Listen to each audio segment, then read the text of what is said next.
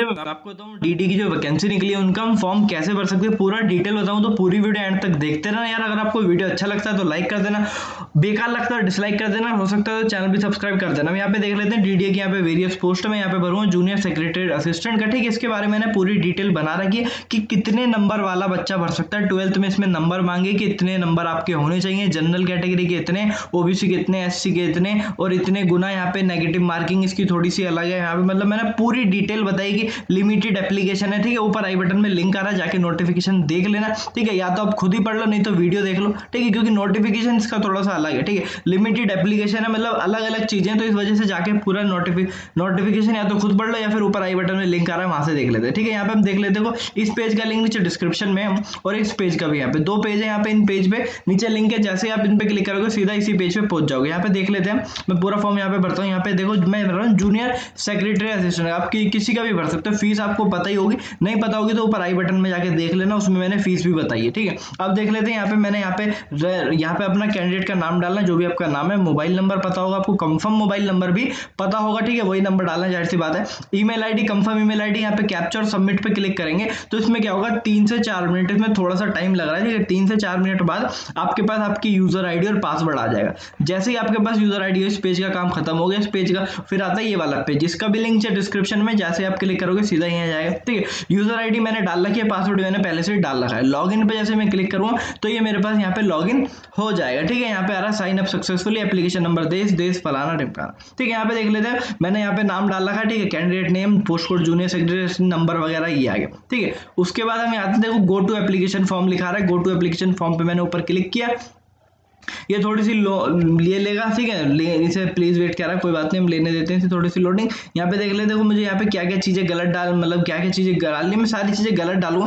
बस मैं आपको बताऊं इस फॉर्म को मैं सबमिट भी पूरा नहीं करूंगा। ठीक है, और फीस वीस वगैरह कुछ भी नहीं जाएगी इसकी, क्योंकि मैं एससी कैटेगरी से भर दूंगा, फिर फीमेल से भर दूँ, फिर फीमेल से तो नहीं, खैर एससी से भर देते हैं। ठीक है, हम यहाँ पे कैटेगरी मैंने एससी चूज करी। ठीक है, एससी हो गई, ठीक है कोई बात नहीं। ठीक है, उसके बाद जेंडर हम फीमेल ले लेते हैं, सॉरी मेल ले लेते हैं। ठीक है, हमने यहाँ पे लिया, यहाँ पे मुझे अपनी कोई डेट ऑफ बर्थ डालनी है, जो भी मेरी यहाँ पे डेट ऑफ बर्थ है मैं यहाँ पे डाल देता हूँ भाई 1 जनवरी 2002। ठीक है, मेरी नहीं है वैसे। ठीक है भाई, ये मैंने यहाँ पे डाल दिया। उसके बाद अगर आप फिजिकली हैंडीकैप हैं तो आपको यस करना है, एक्स सर्विसमैन है तो आपको यस करना है। ठीक है, अगर आप डोमिसाइल आप पे जम्मू कश्मीर का तो, या फिर आप डिपार्टमेंटल कैंडिडेट हैं तो। ठीक है, जैसे हमने यहाँ पे क्लिक करा, यहाँ पे सबमिट का ऑप्शन आ गया, सबमिट और सेव एंड नेक्स्ट मैंने यहाँ पे क्लिक किया तो ये मुझे यहाँ पे अगले पेज पे ने रिडायरेक्ट कर दिया। उसके बाद देख लेते हैं यहाँ पे क्या क्या चीज आ रही है। अब यहाँ पे आ रहा है आपका क्या नाम है, father name, mother name. Father name डाल देता हूँ मैं सागर कुमार।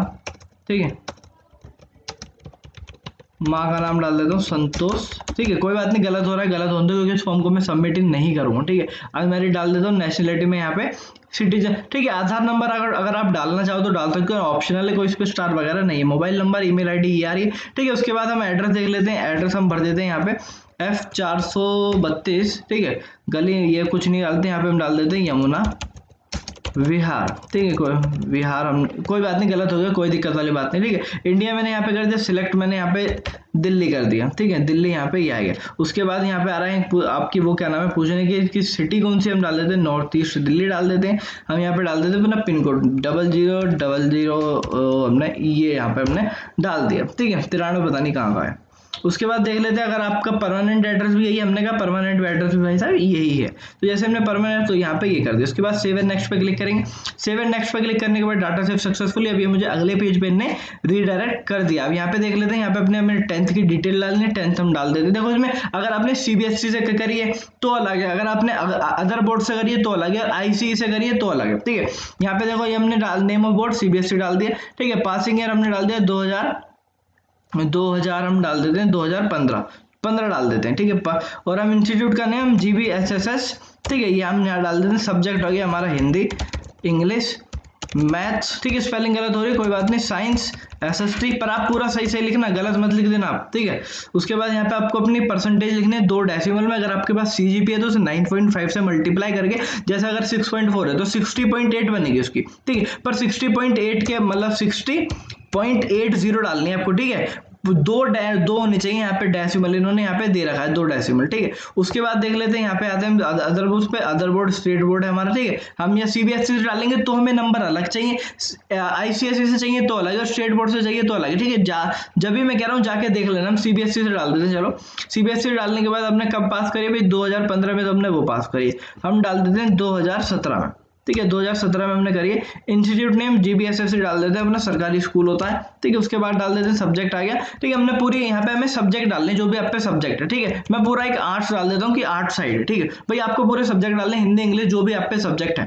ठीक है। उसके बाद आप क्या परसेंटेज देखो, अगर मैं परसेंटेज यहाँ पे डालता हूँ 40 तो ये लेगा ही नहीं, 40.00, तो देखो क्या देगा ये, ठीक है। यू मतलब आप एप्लीकेबल ही नहीं हो, तो आपको 60% चाहिए, ठीक है। अगर आप सीबीएसई से हो तो 12 से हो, ठीक है। मैं यहाँ पे डाल देता हूँ 90 डाल देते हैं, इतने में तो चल ही जाएगा, ठीक है। 60% चाहिए, मैंने उसमें वीडियो में बता ही रखा है, ठीक है। उसके बाद देख लेते हैं यहाँ पे, उसके बाद बस ये यहाँ पे आ गया। उसके बाद देखो यहाँ पे पूछता है कि आपको पास टाइपिंग की स्पीड है 35 की और हिंदी की 30 की, भाई एक चाहिए इसमें से कोई भी, ठीक है। हमने कहा है please select medium of language. यहाँ बहुत बच्चे कंफ्यूज हो जाते हैं कि भाई फिर बाद में पूछते हैं कि कौन से में टेस्ट होगा, ठीक है। यहाँ पे आप चूज करोगे कि आपको जो टाइपिंग टेस्ट है वो हिंदी में देना है या फिर इंग्लिश में देना है। मैं यहाँ पे इंग्लिश में कर देता हूँ क्योंकि सारे बच्चे इंग्लिश में करते हैं अधिकतर, ठीक है, मोस्ट ऑफ द, ठीक है। अब यहाँ पे देख लेते हैं, यहाँ पे देखो यहाँ पे क्या रहा है, यहाँ पे मुझे अपनी फोटो अपलोड करनी है, ठीक है। यहाँ पे देखो मेरी फीस 0 आ रही है क्योंकि मैंने कहा कि एससी कैटेगरी से भरा है। SC category female, ST, pH, ex serviceman की यहाँ पे कोई फीस